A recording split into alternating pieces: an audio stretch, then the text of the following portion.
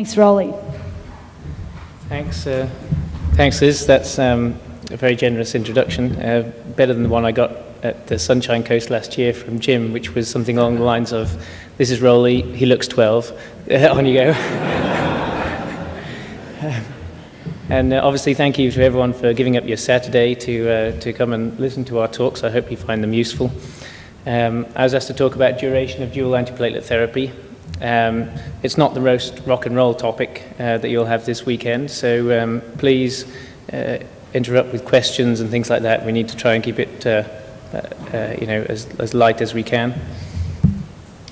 So the first thing that we need to talk about, and really if you just take one thing away from this and then switch off for the next 45 minutes, that's fine, but this is the thing that you need to understand is why do we use dual antiplatelet therapy. And there's two things that we're trying to balance here. And after somebody has an acute coronary syndrome, then they need to have the dual antiplatelet therapy because it's a pro-inflammatory state. There's all kinds of plaque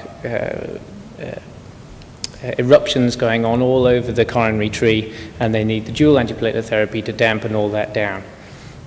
And the second thing, or second reason why we might use dual antiplatelet therapy is for somebody who's had a stent, and we want to protect the metal from the circulating blood to stop thrombosis of the stent. So there are two reasons why we might want to have somebody on dual antiplatelet therapy.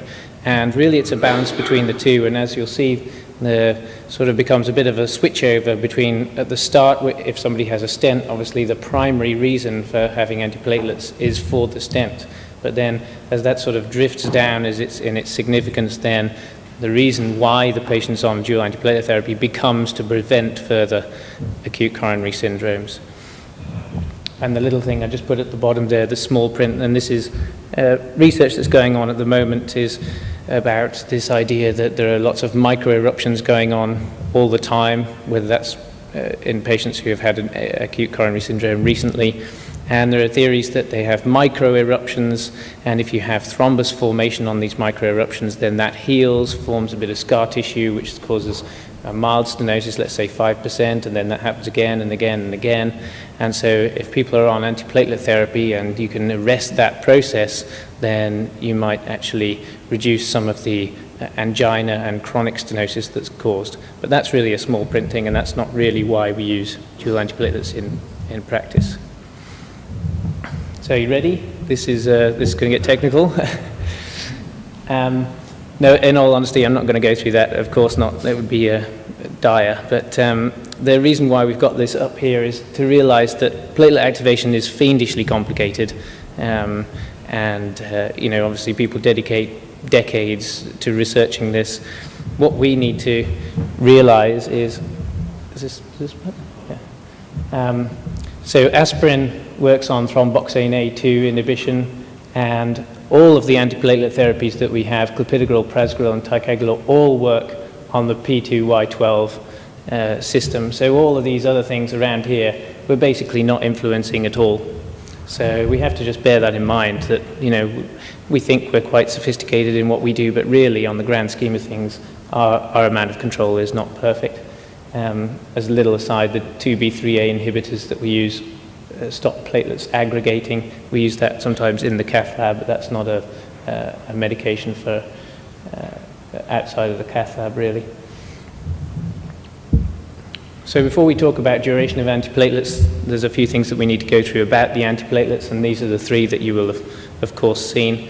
So clopidogrel and prasugrel are in the same group. Ticagrelor is a slightly different group. I've forgotten what that stands for, but a slightly different chemical group. Things you need to know, so the binding of clopidogrel and prasugrel is irreversible. Okay, so once that is attached to that platelet becomes inactive, and the only way you're then going to have functioning platelets again is to produce them through the bone marrow. Okay. Activation of the drug, and this is important. So both clopidogrel and prasugrel are a pro-drug, and so they are limited basically by the metabolism, predominantly in the liver, before they become active in the body, whereas ticagrelor is an active drug in the compound, in the tablet. The onset of action of course, this is most important really in the STEMI situation, and this is essentially why prasugrel and ticagrelor are far superior in the STEMI situation. Clopidogrel takes 2 to 4 hours to become effective, and that's obviously with a loading dose. And these, of course, are in healthy volunteers, so in a STEMI patient with shock and having morphine and all these other things, these times are going to be, factors, 3 or 4 times worse than that.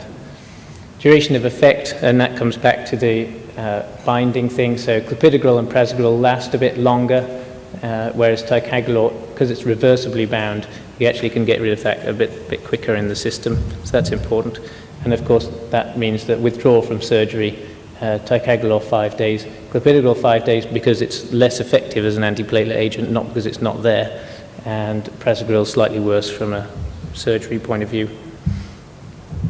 So that's all the official stuff. These are the unofficial things that really it would be very nice to know about antiplatelets, but nobody really tells you. So clopidogrel actually only produces 50% platelet inhibition, and of course for 10 or 12 years that was the best that we had.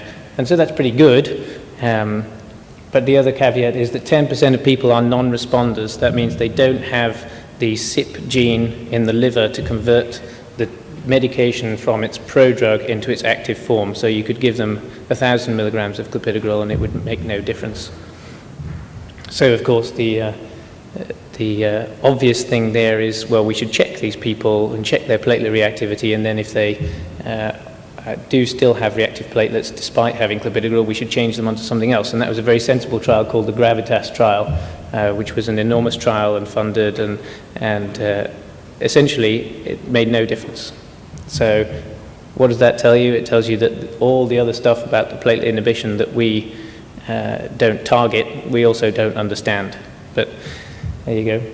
With prasugrel, we're now up to 90% platelet inhibition, so much superior to clopidogrel.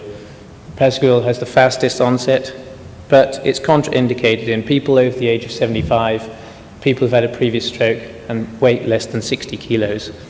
And the reason why is because those 3 things make you more likely to bleed. And the reason why we don't use prasugrel a lot is because if you work in an emergency department and somebody comes in with acute coronary syndrome, you're not going to weigh them. They might be 75, physiologically, obviously, slightly different from their physical age. And so just by the fact that there are those contraindications, emergency departments don't like it. And so that's why ticagrelor has really got the largest market share of the antiplatelets at the moment. So ticagrelor also 90% platelet inhibition, but it has twice daily dosing. And so one of the things I get asked all the time is, oh, well, I've missed a tablet. Is that a terrible thing? Well, the advice, if somebody does miss a dose, is they should take it as soon as they realize they've forgotten it. You're not going to cause any harm by taking extra. But if they miss a dose, it's still better than clopidogrel. Okay, so all this worry about compliance, if they take the ticagrelor most of the time and every once in a while miss it, it's still better than clopidogrel was. So dual antiplatelets and the duration, there's conflicting focus, and this is why you see different recommendations from different people, and why the consistency is not as good as it could be.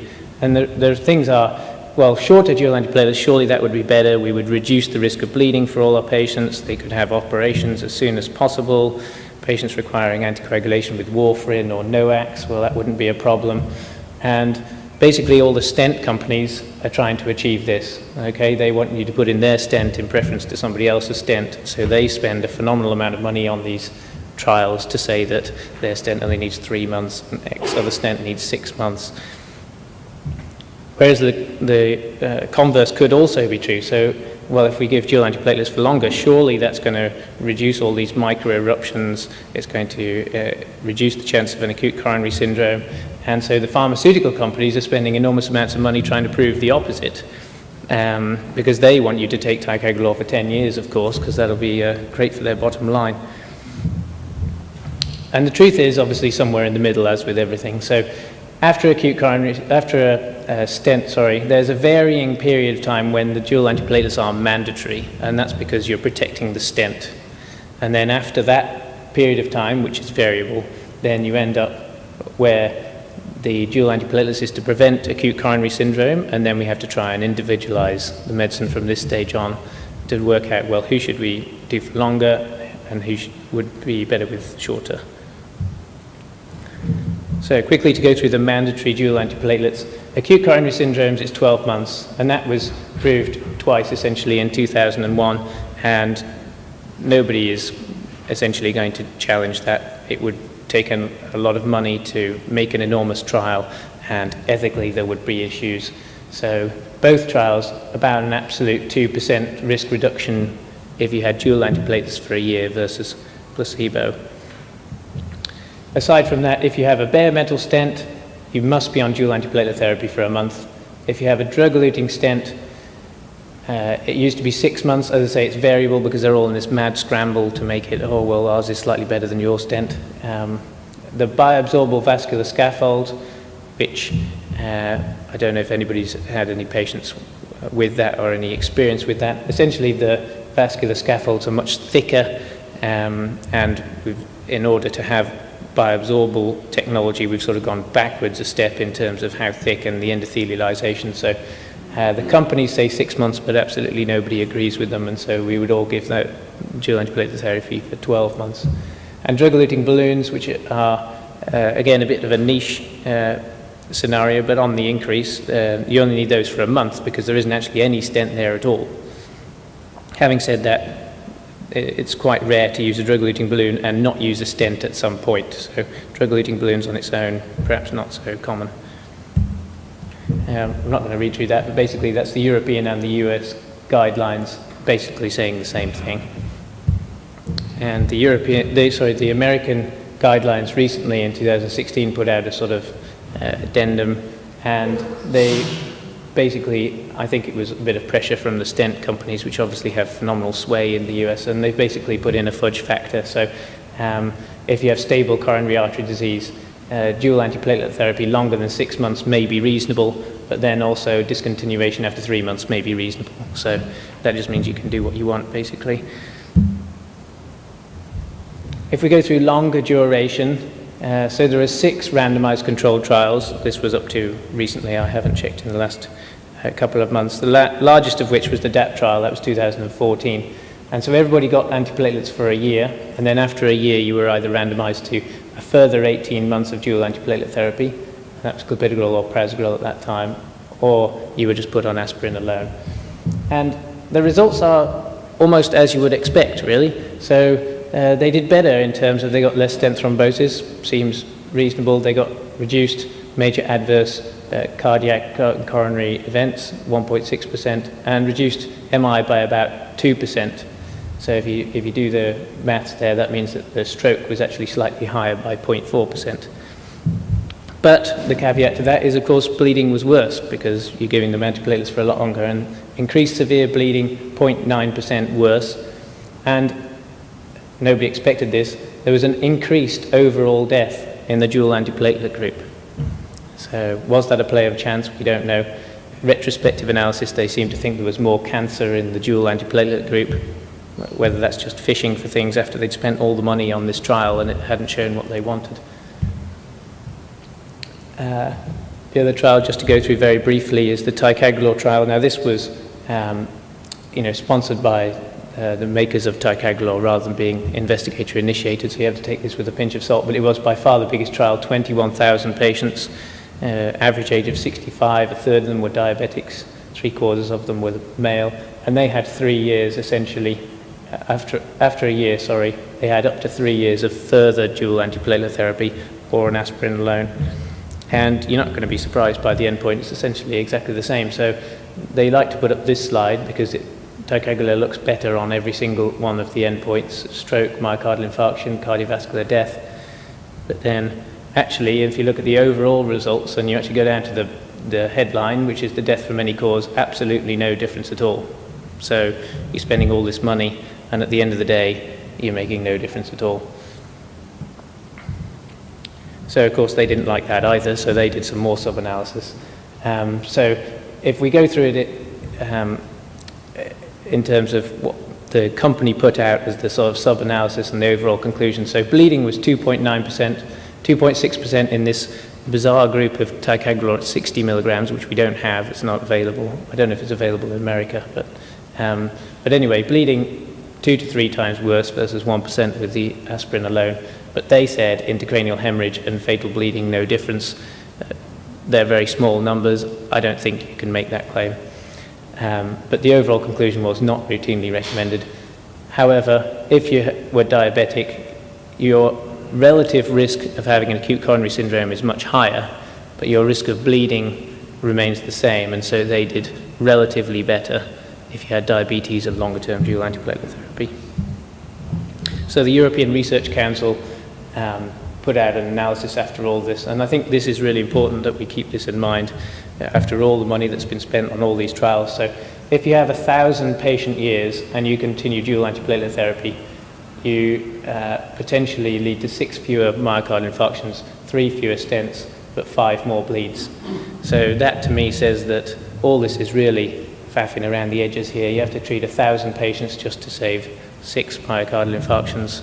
We're not talking big numbers here. It's not making a massive difference. Shorter antiplatelets. So we're back to the other way here. This is the stent companies pushing this. So 8 randomized controlled trials, as far as I'm aware. They're all in low-risk patients, so they essentially removed anybody who'd had a myocardial infarction because the stent companies are paranoid of a safety signal or a safety endpoint. So they want to make everything as nice and clean as possible, and these are the most straightforward patients you can imagine.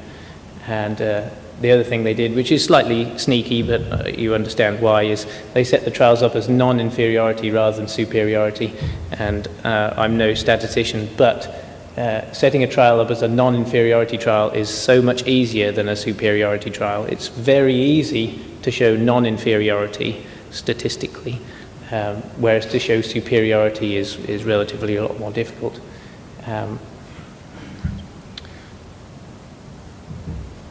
So this is a meta-analysis of those 8 trials, and they had 3-month, 6-month, 12-month, and 24-month timeframes, and the bottom line is no difference in any of those groups.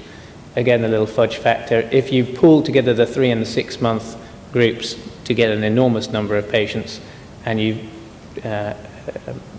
analyze that, compared it to the 12-month group, there was slightly lower bleeding. But you're really fishing by the time you're doing a randomized control trial, and then you're doing a meta-analysis of that, and then you're doing pooling of groups within that. The compounding confounders is just enormous by the time you're at that range. So this is the American guidelines again, and they've tried to put this into a nice little flow chart, but essentially if you have stable ischemic heart disease and you have a bare metal stent, you must have the dual antiplatelets for a month. If you have a drug-eluting stent, you must have them for 6 months. And then after that, there's this sort of, again, the sort of fudge factor of, well, you may want to do this, you may not want to do that. The only thing they also said is that if you haven't had a myocardial infarction and you haven't had a stent or bypass surgery within the last 12 months, then you shouldn't really be on dual antiplatelet therapy. This is essentially the same thing again, but in the PCI arm, saying that if you've got stable coronary artery disease 1 month or 6 months, if you've got acute coronary syndrome, well, that trumps everything, and you have to have the 12 months. But they've got all these sideline things saying, well, after 3 months it might be reasonable, carrying on might be reasonable, discontinuation if a high bleeding risk may be reasonable. So it doesn't really help. I know what you're all thinking. You're thinking cardiologists, we're not the smartest bunch, but at least we can count. And so a risk score is what we need, just like the CHADS-VASc. And so there is a DAPT score. I'll be honest with you, I don't use it, and I don't know very many cardiologists that do, but it does exist. And very similar to the CHADS-VASc, so 2 or more means that you should probably be on prolonged dual antiplatelets, and less than 2 perhaps not. But the key thing here is, and this is a take-home message, is that age plays an enormous role. So if you're over the age of 75, you get -2 points. So that means that you can be a 75-year-old smoker with diabetes who had a heart attack, and you still only score 1 point, and so you shouldn't have the dual antiplatelet therapy. And so the age is really the most important thing, and all of these other factors are factors that we all use clinically in our heads to make these decisions. But really, what we should be paying most attention to is the age of the patient. After all, that's going to make the most difference. They did validate this DAPT, of course. Essentially, if your score is 2 or more, then your ischemic events, you almost half them, and the bleeding is increased slightly, 1.8 versus 1.4. If your DAPT score was less than 2, your ischemic events only went down a little bit, but the bleeding was twice as much. That's a bit of a curious result. But the reason why is probably because they were older. And that, again, is reinforcing the same thing. It's the age of the patient is having a bearing on their outcome rather than necessarily the cardiovascular risk factors. So I'm just going to go through a few scenarios that you might see in terms of why we do various things. So why do we use bare metal stents rather than drug-eluting stents? You will see that the vast majority of patients have drug-eluting stents these days, and they're very good. But why might you have a bare metal stent? Well, there are a few reasons. If somebody has a STEMI and it's the middle of the night and you can't really get a good history and you can't phone the GP and you can't work out, their past medical history and they're in shock, then those patients, it's often prudent to put in a bare metal stent because you don't want to unearth significant PR bleeding the next day that you didn't really know about. If a patient has really poor compliance and you think, well, if I give you 28 days worth of your medication and then you don't even have to make it to another pharmacy as long as you take those 28 days.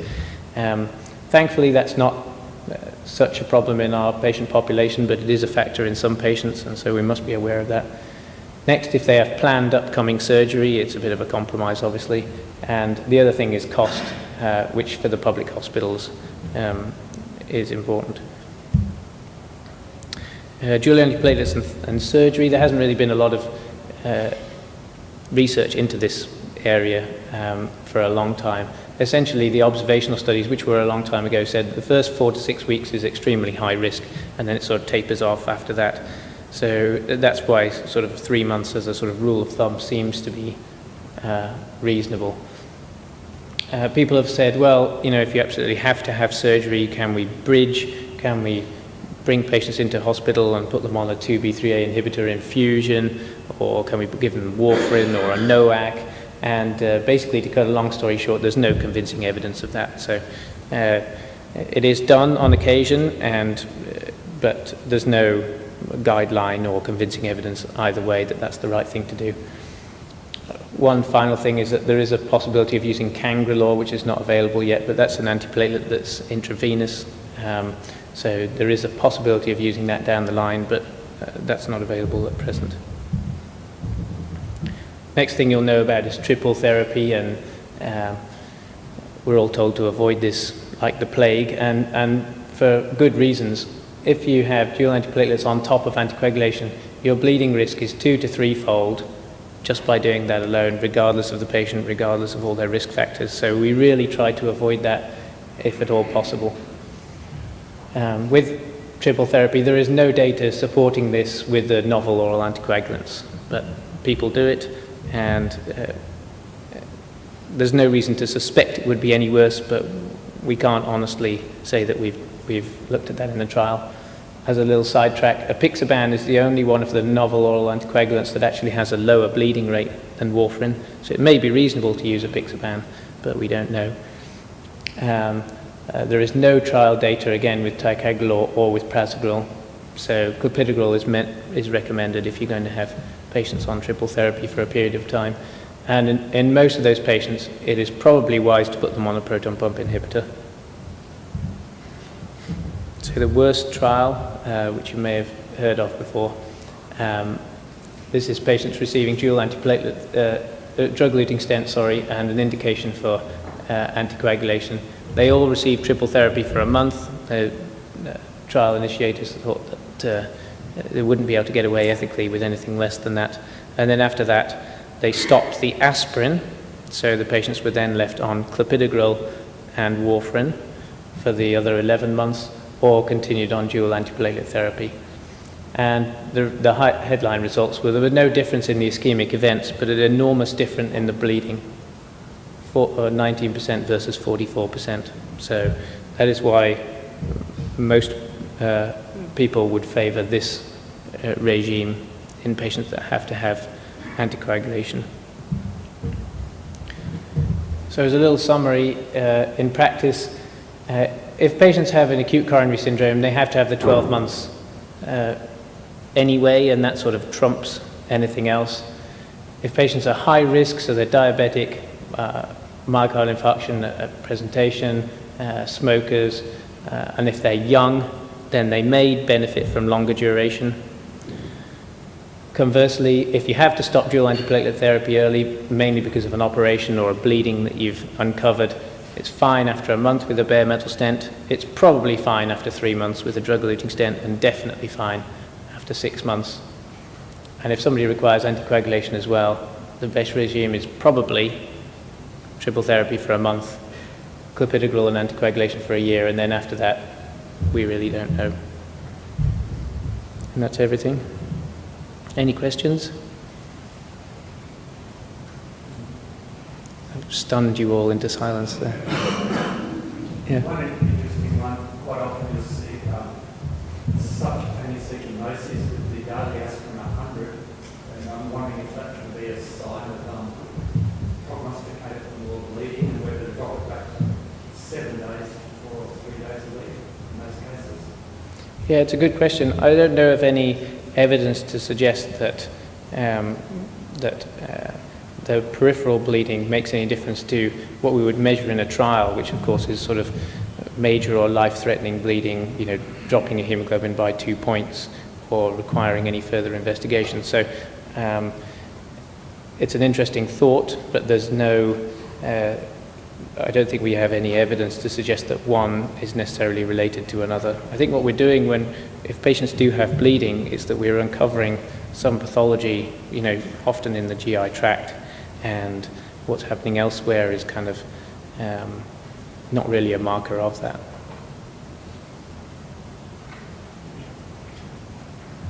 And really, yes?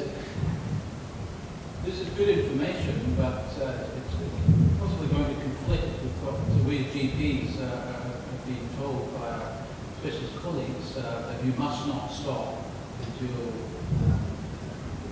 agents for 9 or 12 months, but here we're hearing 6 months. So we're between a rock and a hard place here as GPs. You're right, and this is because there's lots of conflicting evidence, then people do things differently, and you're right.